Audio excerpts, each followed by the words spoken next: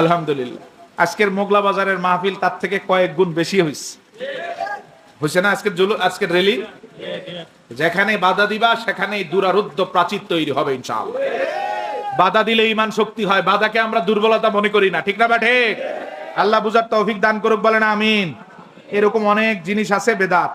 আমার ভাইরা, আমি আর সামনে আলোচনা করছি না, ওদের ভিতরে এরকম অনেক বিষয় আছে। এক কথাই বললাম, 3 দিনের চিল্লা, 40 দিনের চিল্লা, গাছ, ইসলাহি জোর, ইজতেমা, এরকম যা আছে, রাতের পর রাত মাহফিল, 3 দিন ব্যাপী মাহফিল, সালানা মজলিস, দস্তরবন্দ মজলিস, মাহফিল, এগুলো সব ঈদে মিলাদুন নবীর মতোই বেদাত।